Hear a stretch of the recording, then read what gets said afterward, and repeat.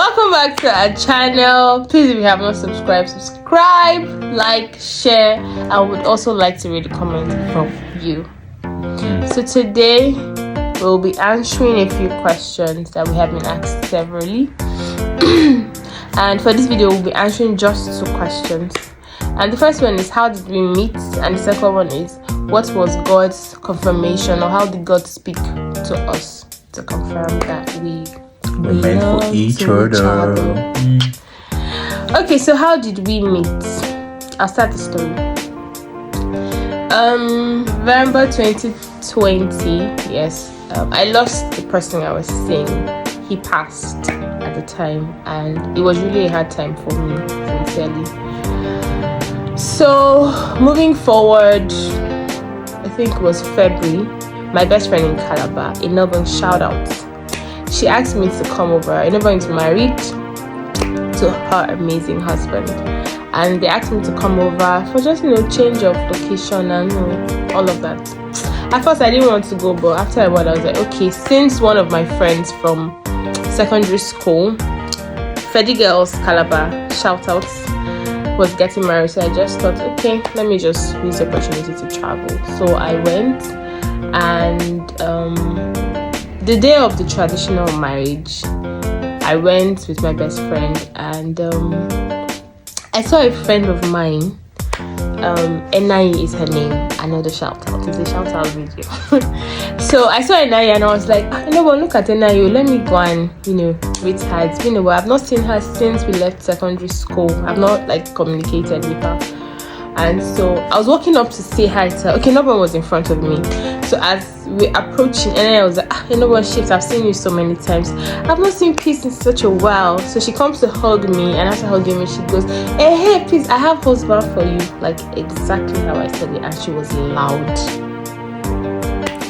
I just went, my God. Anyway, we go back to sit down. So I sat in between both of them. No one was here, and Enai was here. And then started the conversation. So how far the husband you say you have for Peace now?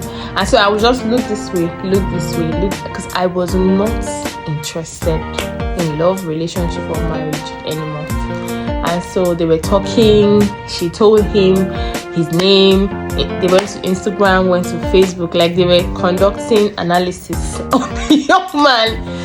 I didn't know that as I was sitting down there, she was chatting with him. I think she had sent him pictures. I don't know if on his side he was interested, seeing a fine girl and all that, but he'll say his story. Anyway, so that was how that happened. And then I had to come back to, I think anyone followed him on Instagram with my phone, and yes, followed him on Instagram. And then after a while in Calabar, I had to come back to Uyo.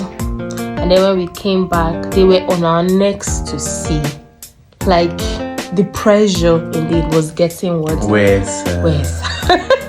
And so one time I was in church, I went for cleanup, and then he calls that he was passing the area. So he stopped by. I just came out of church all messed up. Because I was just seeing so that now you allow me rest. So I just came out, entered the car. It was not up to 3 minutes, that meeting.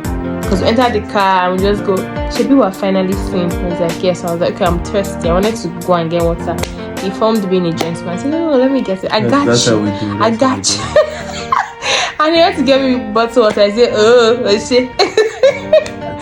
And so basically that was it. Okay, I'm heading off to class, and that was it. So we didn't even have each other's numbers. It was Instagram. I think what did this call me at time? Peace of God or something. A big woman of, I don't know, there was one name he used to call me.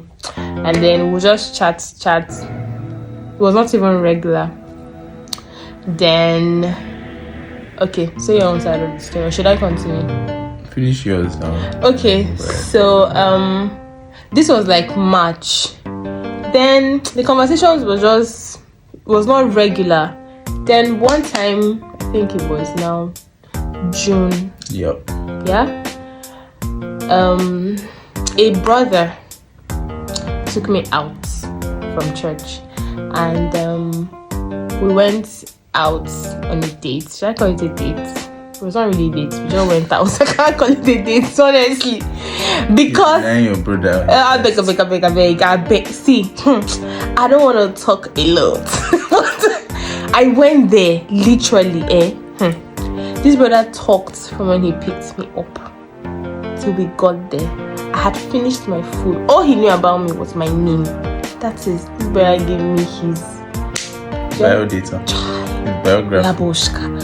I did all the signs. I scratched my head. I'll look at my wristwatch. I'll pick my phone. I'll yawn. I'll look outside. Brother didn't get the story. He kept talking. So while we're sitting down there, now this restaurant you can see outside, but I don't think people outside can. People outside can't see inside. No. So I saw a car drive in, and then there was a guy in white jalabia, and I just look, and it's this guy. I'm like, yeah, this is my opportunity. So I go, oh God, I just went, I'm so sorry to cut you short. I'm supposed to do something for my dad, and my friend is here, supposed to help me do the thing for my dad. And he Was just that goes, how it happened? that's what I told him. Are you serious? And then he just, oh my God, I'm so sorry, I've spoken so much. I'm just saying that part for the first time. I'm so sorry, I've spoken so much. I didn't even get time to hear from you. So why do you think I told you save me? And so he was like, I'm so sorry, and all of that. I was like, no, it's fine. So I hope we can do this some other time. I did, but in mama, never. And so I just stood up. I was trying to be in front of him. So he was outside talking to a friend, another guy. And so I was wearing my Massified shirt. And then as I was coming out, he just go, CEO Massified. You know, he had scammed me because he said he was going to take me out a long time ago. I didn't hear from him. I was not even bothered, honestly. So I just walked straight to him. And I was like, scammer. I hugged him. Do you remember? Yeah, I do. I hugged him and I said, save me. Abi, you didn't hear. I didn't hear. All I heard was scammer. I hugged him and I said, save me. And then the guy was like, okay, they shook hands and everything. And I walked the guy to his car. Do you think he dropped me? I thought he dropped you. I didn't follow him. What were you even? You see how uninterested we were? I told him that let me just him up to his car. Are you serious? Then me and brother we'll go and do something. You guys started walking inside. We'll go and do something for my dad. That was it. That was the lie. Wow. And so uncle drove off. I waited for him. And then I took a job home. Better that than more stories. But anyway, so that was it. And then right there he promised that next week I'm going to make it up to you. My sister, next week was exactly Father's Day that year, 2021. I went to church, came back in the evening, and then we met, went out. The rest they say is what? Happily ever after. Then let's talk about spec. This whole spec thing. Okay. For me, I wouldn't want to say was he my spec, because honestly when we met, it was not that we're looking for love or anything. Maybe that's why it was not also love at first sight. Do you get? It's not like we saw each other and we went, wow.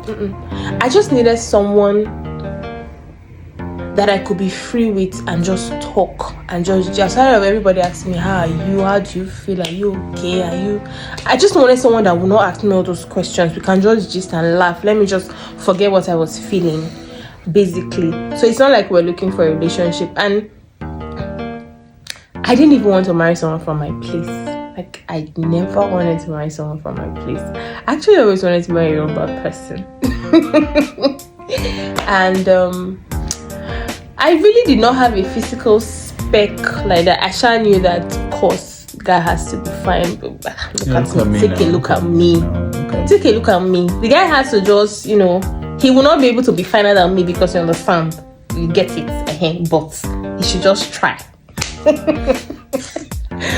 But I had a lot of other things that I would not necessarily compromise on. The physical things you can't compromise with, but there's certain things I wouldn't have compromised on, like character, principles, God factor, and all that. And for me, those were the ones that counted the most. So yeah, that was how we met, and the friendship started to grow. And being that we were not seen to try to get into a relationship. I think it gave us a very genuine platform to really know each other. Do you get? So we were able to really know each other and truly be friends, and that friendship is what has blossomed into where we are today. Yes, actually.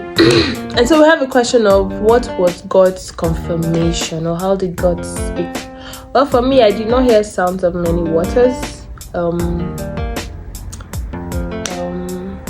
At the point where it was now, we're now talking marriage, I just had certain things I needed God to affirm. First was peace, another was acceptance from his family, and I didn't hear sounds of many waters. God just spoke to me through his peace and through acceptance. That's all. For me, we had heard so much in the church about how God needs to direct you to your life partner, and had a lot of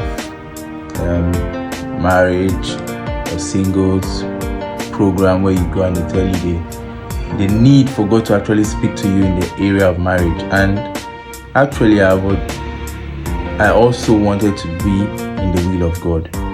So I didn't want to marry just because I felt the person was all that.